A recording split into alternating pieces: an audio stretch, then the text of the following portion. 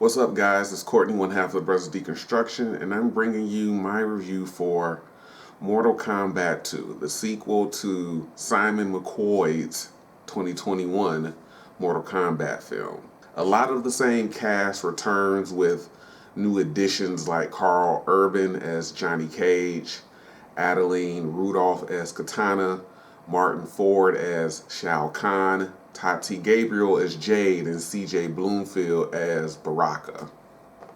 Spoilers, by the way. Y'all know how I do. Starting off right away with my issues with the movie. The pacing was a bit messy in certain places. Like towards the end, Liu Kang dies during the fight with Shao Kahn, and it just happens. And then he leaves after a short speech saying that he is not the chosen one and Shao's death comes by someone else's hands. And he's going to bring back Kung Lao. At that moment, I was expecting Kung Lao to come back, but he didn't. Then Shao and Katana have the fight, kind of with Sonya, and Katana wins. The movie also could have probably used like an extra 5, maybe 10 minutes to give characters a bit more breathing room, which also goes into the movie being so crammed with characters that a lot of them aren't really given much to do. Jax doesn't do a lot before he's killed. Sindel is in the opening of the movie when King Jared fights Shao Kahn, has a fight with Sonya, but doesn't do anything else other than be a revenant. And even Shang Tsung was relegated to a background role in a subplot based around Shinnok's amulet and trying to kill Raiden. But I'm not going to go over the plot heavily in this review. The director also said that it would be explained why Jade was bald. It wasn't. So that was a lie. The lie detector determined that was a lie. But I will say that that's a nitpick. Also, I thought there would be a little bit more pop with the fatalities because Mehcad Brooks said there would be, along with more fights. Even when Cole died, which I was so happy about, by the way, the fight itself didn't seem that impactful, and then he suddenly got his head crushed. If you've played the modern games at all, you know the fatalities have a sort of beginning, middle, and end to them.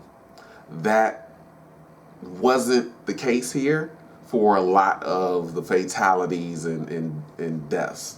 Although they did give Cole some projectile powers this time around instead of only absorbing hits and using that to increase his strength.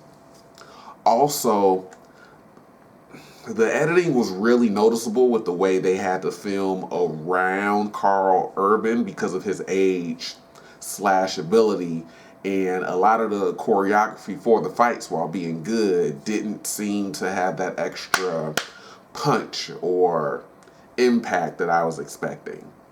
However, talking about things I did like, they mostly ignored the 2021 movie outside of bringing certain characters back. They pretty much jumped straight into the action / tournament, and they leaned into the lore and imagery of Mortal Kombat. The Liu Kang and Revenant Kung Lao fight is probably the best in the movie, and I'm shocked they released it online.